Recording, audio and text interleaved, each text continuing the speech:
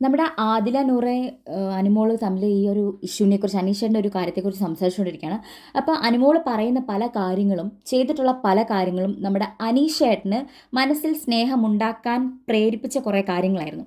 കാരണം അനീഷേട്ടൻ ഇവിടെ സെക്യൂരിറ്റി ആയിട്ട് നിന്ന സമയത്ത് അനുമോള് പറഞ്ഞു, അയ്യോ അപ്പോൾ എൻ്റെ ബർത്ത്ഡേക്ക് മെയ് 30 എന്നെ കാണാൻ ആരാ വരിക എന്ന് ചോദിച്ചപ്പം അനീഷേട്ടൻ പറഞ്ഞു അനീഷേട്ടൻ എന്താണെങ്കിലും വന്നിരിക്കും. വേറെ ആരുടെയും ബർത്ത്ഡേ പറഞ്ഞപ്പോൾ അനീഷേട്ടൻ അത് പറഞ്ഞിട്ടില്ല.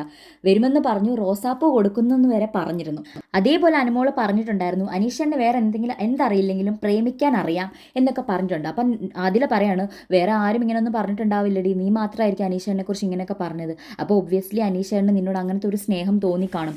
അതേപോലെ അനുമോള് പറയുന്നുണ്ട്, ഈ കഴിഞ്ഞ ദിവസം ഇങ്ങനെ പെതുക്കെയാണ് പറയുന്നത്, ആര്യൻ ഔട്ടായ ദിവസം എന്നാണെന്ന് തോന്നുന്നു, ആ ദിവസം എനിക്ക് ഭയങ്കര സന്തോഷമായിരുന്നെന്നോ, ആ സമയത്ത് നമ്മൾ അനീഷേട്ടൻ അതിലെ കൂടെ കുട പിടിച്ച് നടന്നപ്പോൾ ഞാനിങ്ങനെ ഐ ലവിൻ്റെ കുറേ സിമ്പിൾ ഇട്ടു, ഫ്ലൈയിങ് കിസ് കൊടുത്തു, കുറേ ആക്ഷനൊക്കെ ഇട്ട് ലവിൻ്റെ ഇമോജിയൊക്കെ കാണിച്ചിരുന്നു എന്നൊക്കെ പറയുന്നുണ്ട്.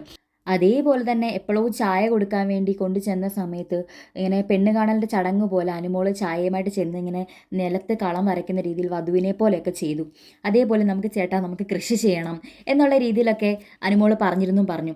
ഇപ്പോൾ അനുമോള് തന്നെ പറയുന്നുണ്ട്, ഇല ഇട്ടിട്ട് ചോറ് വിളമ്പാത്ത അവസ്ഥയായി പോയില്ലേ ഞാൻ ചെയ്തത്, ഞാൻ ശരിക്കും അതൊക്കെ തമാശയായിട്ട് അടി ചെയ്തത്, തമാശക്കായിരുന്നു ചെയ്തത്, ചേട്ടൻ അത് സീരിയസ് ആക്കുമെന്ന് ഞാൻ ഒരിക്കലും പ്രതീക്ഷിച്ചില്ല എന്നൊക്കെ അനുമോള് പറയുന്നു.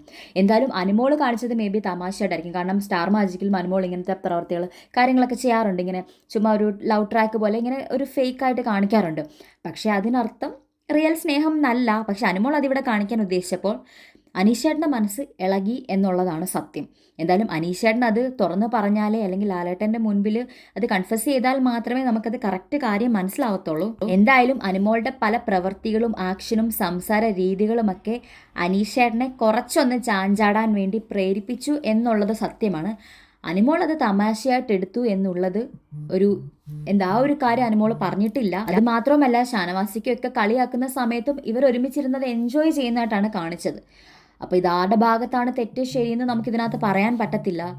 എന്തായാലും മനീഷേട്ടൻ്റെ മനസ്സിൽ ഇപ്പം എന്താണെന്നുള്ളതും വ്യക്തമല്ല. നമുക്കത് കാത്തിരുന്ന് കാണാം.